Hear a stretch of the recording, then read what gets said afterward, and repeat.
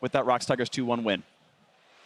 Thank you very much, gentlemen. That's exactly right. ROX Tigers out to the lead now in that game after a few adjustments from SKT in Champion Select, opting for that Caitlyn, but no MF ban. And guess what? Ashe MF comes out on top.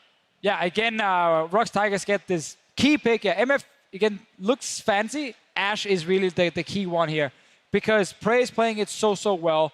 This game here, SKT, QSSs came in very late, so he just kept firing arrows left and right. Faker didn't even get one. He also got caught later on. So this Ashe pick in itself is just winning laning phase and creating picks for ROX Tigers all over the map. Remember, in game number 1, Prey was against the Ashe, and he got a very early QSS. He 12 knows, minutes. exactly, he knows the strength. And it's all about the draft because you talked about adjustments, Dash. They got 4 out of the 5 same champions, and okay, the utility from Karma is different to what Victor brings, but it's still going to be Hex Core, Rylai's. The utilities catch, not so much shields for the team, and it's ultra comfort for Kuro. He can just push the lane, and everything else was the same, and it basically went the same exact way for the ROX Tigers. Yeah, this draft from SKT is perfectly fine if they can avoid losing bottom lane. Because Faker's on Orianna, he's winning his lane. The problem is he can't really move too far from this lane too often and actually impact the other lanes.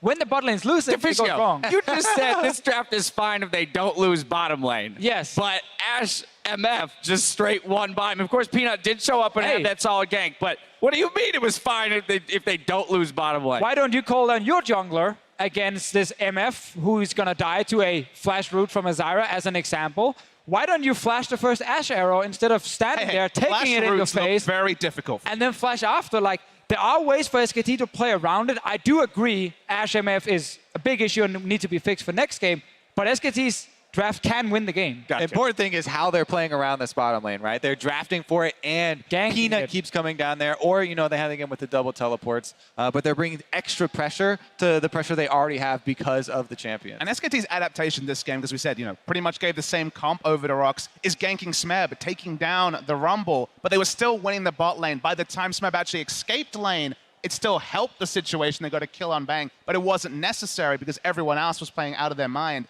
And the ganking Smeb, it's a Rumble. He'll build his items and he'll be fine. And now let's just take a look at this utility that Prey provides with the Ashe. I mean, arrow after arrow hitting. I mean, only a few missed here and there.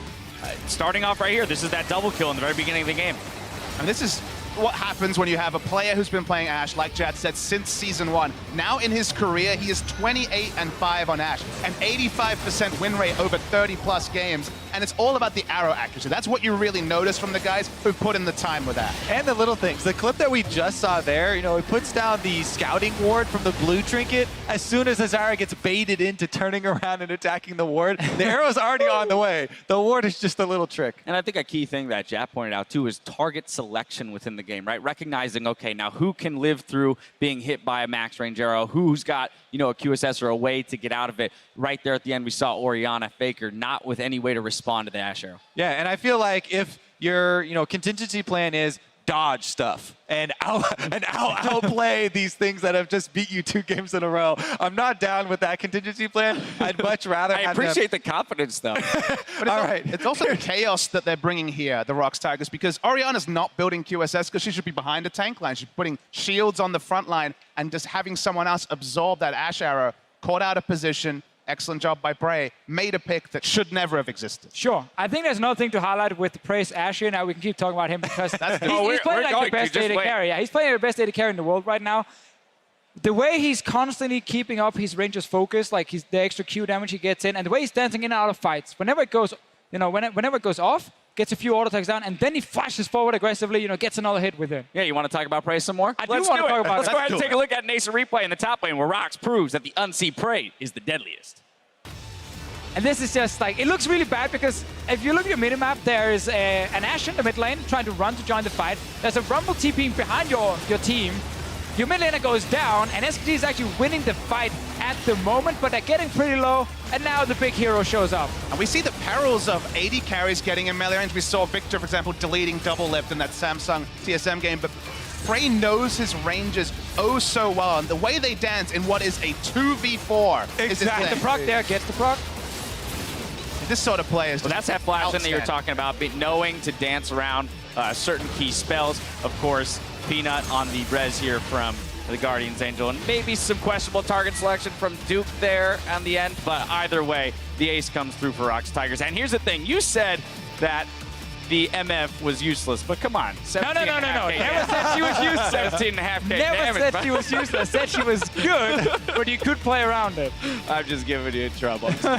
But, I mean, again, we see, you know, from both of these teams that once leads are established, that they can continue to push those leads. Again, that gold graph, just that nice little uphill climb the whole way through for ROX Tigers. Yeah, I mean, I'd like to see them bring back Bengi as one change and also ban out the Ashe.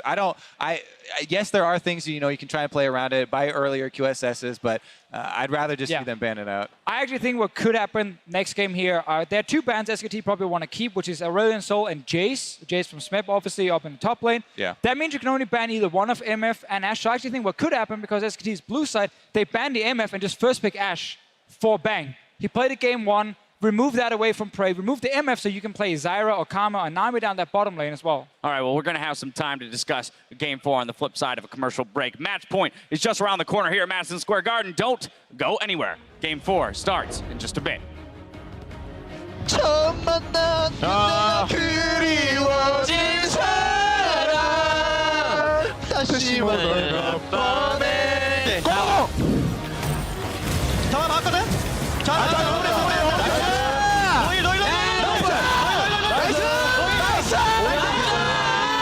Inside, wow, Duke deletes one, but it's a trade as well. Both supports are dead, and now Duke is being chased. Gets back onto Prey. Can he have the damage? Yes, he does. It's a shutdown. And then likely retreat into the area. Equalizes on, they want this position to Faker as well, and he's just gone.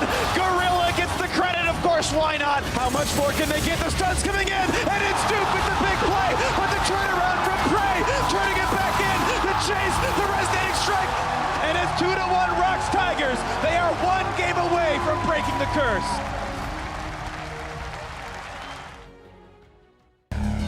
Dare.